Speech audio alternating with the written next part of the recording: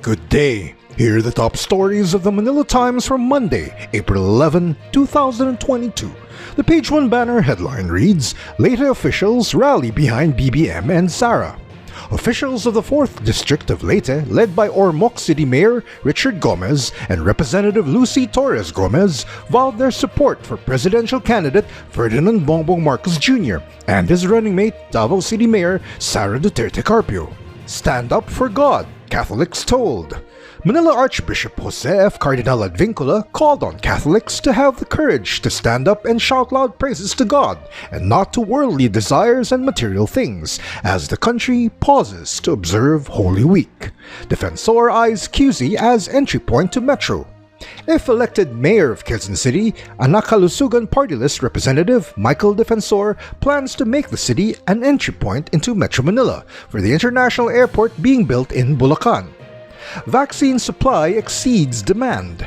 After 2 years of racing to vaccinate the world against COVID-19, the number of available doses now surpasses demand in many areas. Booster cards won't dampen business. Intensifying the campaign for booster shots against coronavirus disease will not slow down business activity, but instead will reap benefits for the country in the long term. Presidential Advisor for Entrepreneurship Jose Maria Joey Concepcion III said on Sunday. Philippines and Japan hold defense meet. The Philippines and Japan held their first foreign and defense ministerial meeting on April 9 to deepen their security and defense cooperation in the next 10 years.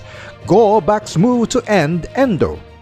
Senator Christopher Lawrence Bongo voiced support to the proposed measure against Endo or end of contract, but said he wants to strike a balance between employer and employee welfare.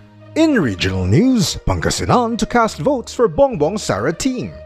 Re-electionist Vice Governor Mark Lambino has expressed confidence that vote-rich Pangasinan province will deliver a convincing victory for former Senator Ferdinand Bongbong Marcos Jr. and Davao City Mayor Sara Duterte Carpio in the May 9, 2022 elections. In world news, North Korea slams feeble Biden.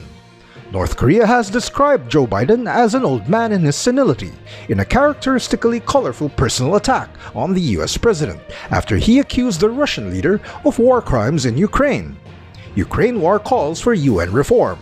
The long simmering debate over UN reform, and particularly over the role of the Security Council, which does not represent today's world and which failed to prevent Russia's invasion of Ukraine, has suddenly become acute. In business, 69.4% of 2022 budget out, says DBM.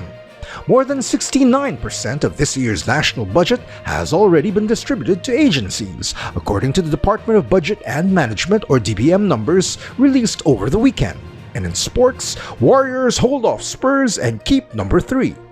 Jonathan Kuminga and Jordan Poole each had 18 points, and the Golden State Warriors had its 4th straight win, beating the San Antonio Spurs 100-94 on Sunday in Manila, to strengthen its hopes for a top 3 seed despite being without Stephen Curry and Klay Thompson. Father Ranilio Aquino and Marit Steinos Cabugon are the featured columnists on the front page of the Times. Father Aquino defines crucified love. Cabugon insists it's time to accelerate transition to clean and renewable energy. In the Times editorial, it is advised that, faced with repudiation, leftist bets should reflect. Read all about it. For more news and information, get a copy of the Manila Times on print, subscribe to our digital edition, or log on to www.manilatimes.net. Follow us on Twitter, Facebook, and Instagram, and keep up with the Times. With Eric John C. Kua, Paolo Di Mapi, and Christian Maganoy, this is the Fort Villaseran reporting. Have a great Holy Week!